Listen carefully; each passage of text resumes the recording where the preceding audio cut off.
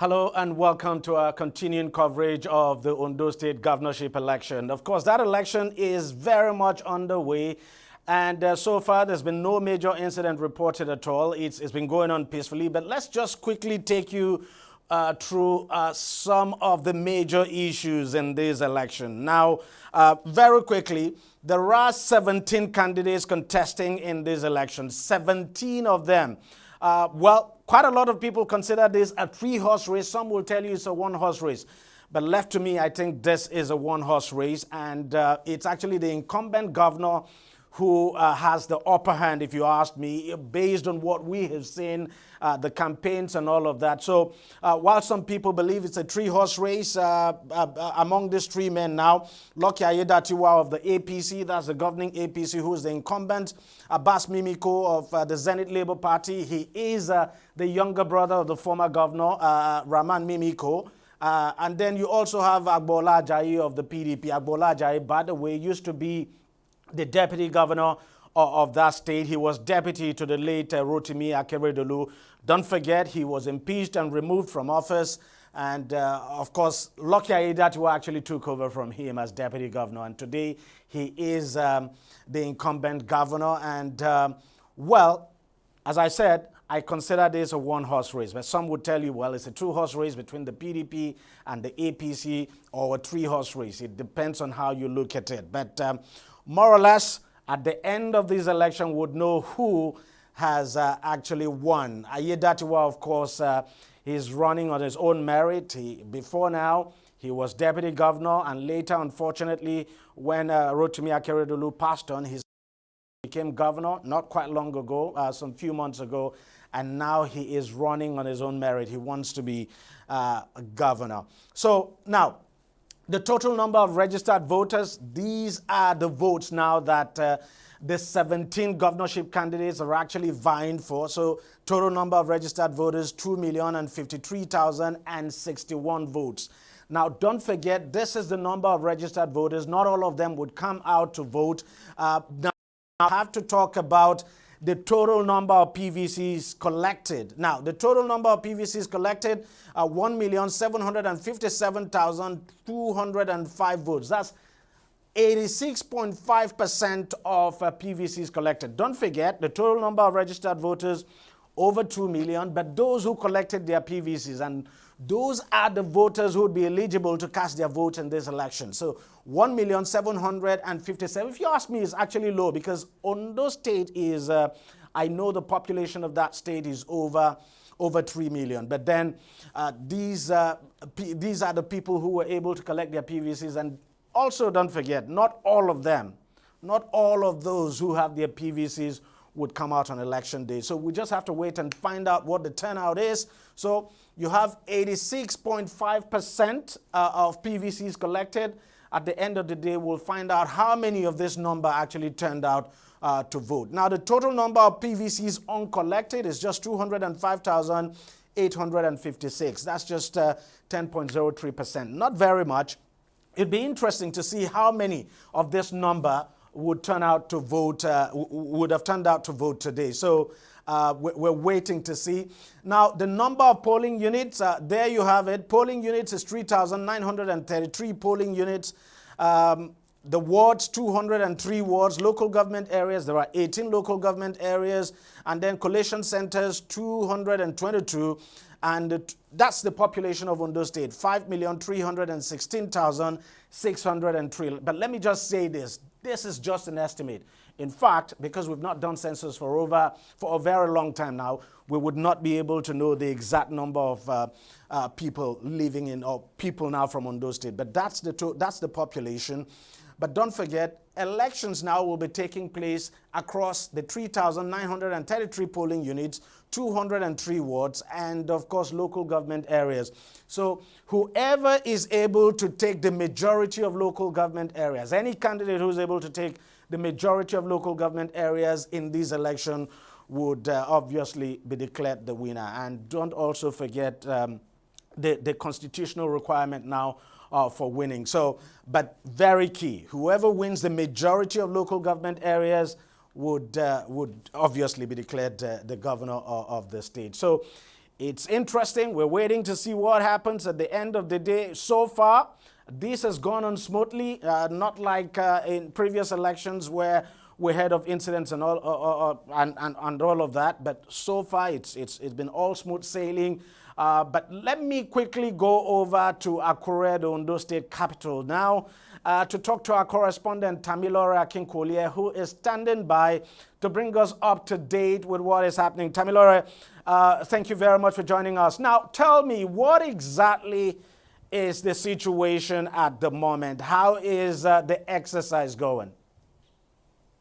Thank you, Deji. So I'm currently reporting from Alagbaka residential area. So I am directly at the back of a polling unit in Alagbaka. And if you just look a little bit behind me, the polling unit is very empty because it just remains like let's say 20-30 minutes for the end of voting to take place, but the polling station is empty. As you can see, the ad hoc staff, INEC staffs are waiting for other people just to come before the votes are being counted. So it's safe to say that the data that keeps saying that the voters turnout is going to be low is quite correct, because based on previous elections in the state, there have been constant decrease in political participation. So Akure State, amongst all other towns we visited today, has the highest increase in voters. So you mean Akure, that should be probably Akure South local government area. But let me, Yes, from what yes. you have seen, I mean, going round, visiting quite a number of polling stations in the state,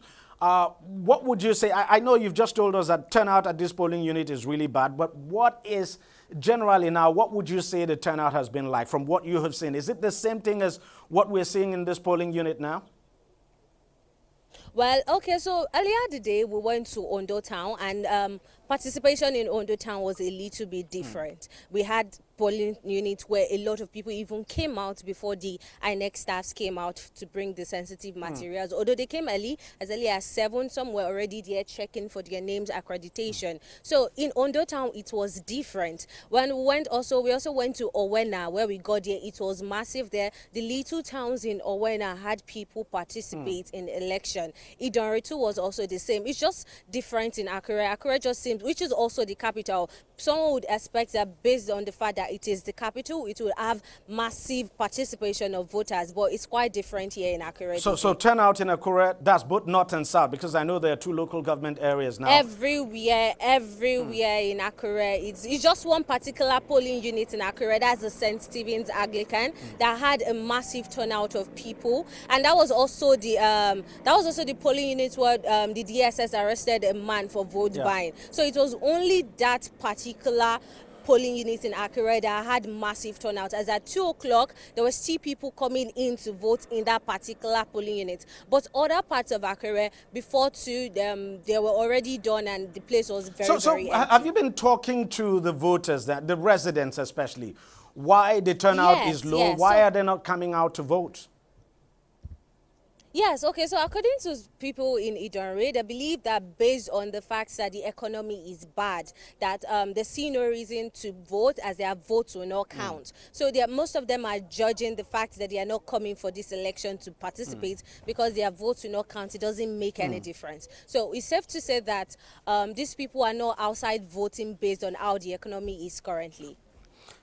Now tell us, in terms of incidents, have there been any major incident at all? You just talked about a man who was arrested for vote buying. We saw that. We saw the image of that. But other than that, has there been any major incident at all, whether security incident or otherwise, across the state?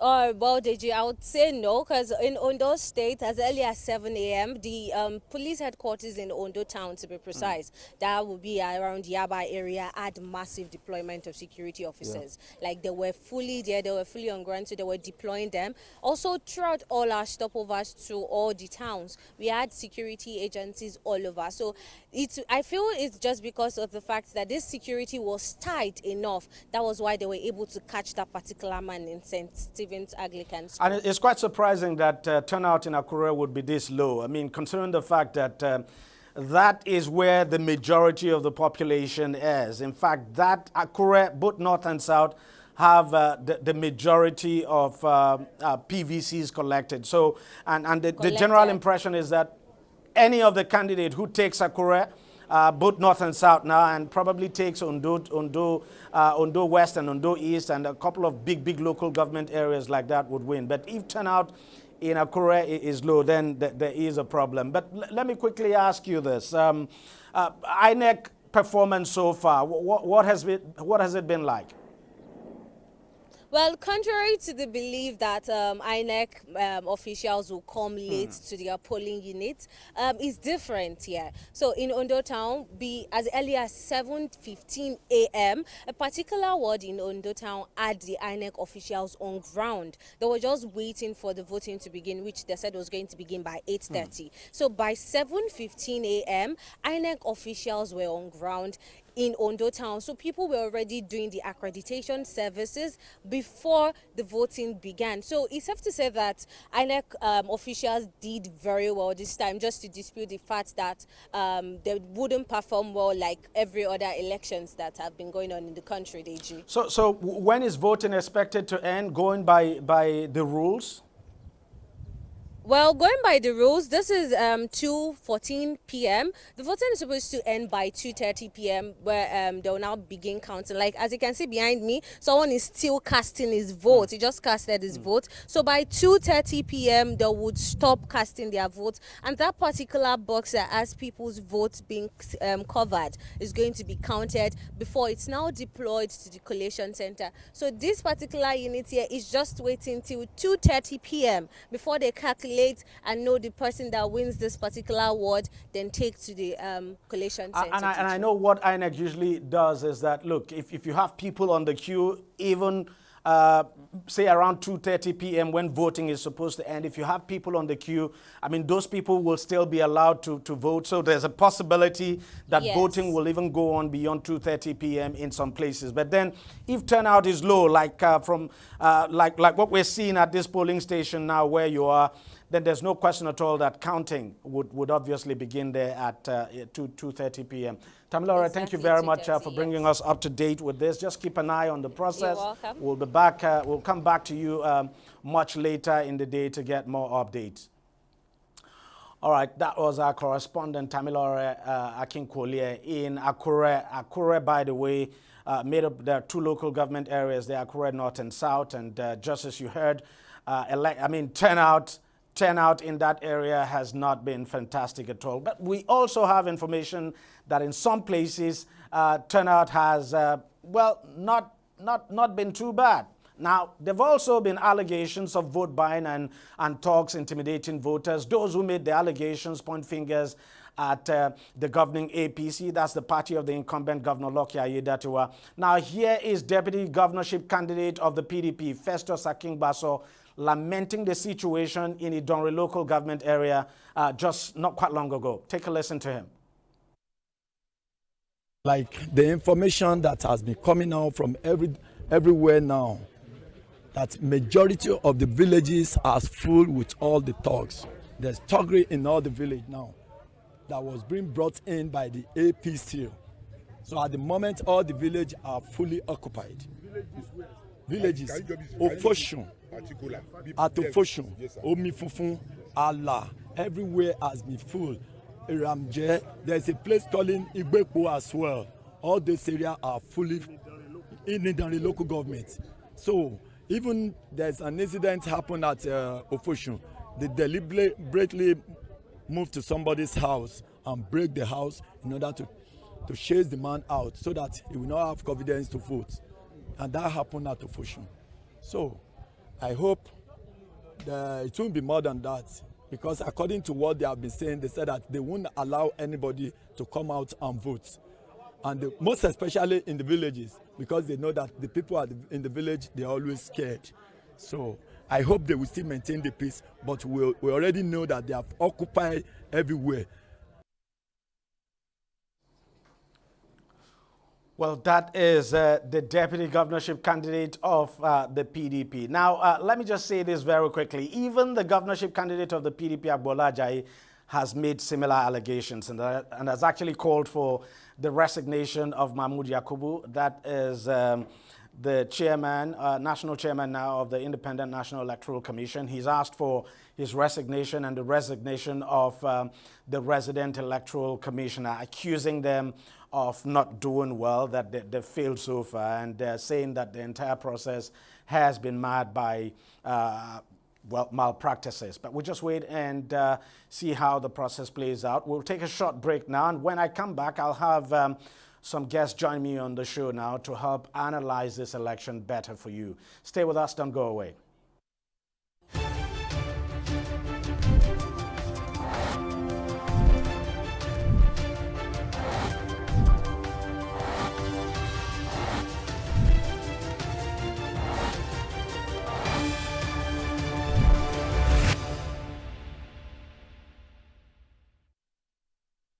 In the last 3 years, we have built a multi-purpose center, which is the envy of all in our constituency. And I can tell you that the people who are living there are already enjoying it. Guy, do you think what this man just said is true? See, I seriously doubt. I'm sure it's one of those, they are silly lies. And wait, do you know there's a way to find out if these things he's saying is true or not? This is the Construct app. It gives people like us a sure way to track implementation of constituency projects. It gives valid and verified information on location of projects, amounts allocated, amount funded, the level of job done, and even the profiles of concerned legislators. You and I can post directly on this app. Are you serious? This is the Go-To app if you want to know how our Commonwealth is being expanded by the government. Wow. Let's even see if what this man said is true. Show me. The Construct app is developed by Other People Nigeria with support from USAID and is available on both Google Play Store and Apple Store. And it's true. Of course, I told you. Corruption not in my country. Good afternoon, sir. Good afternoon, madam.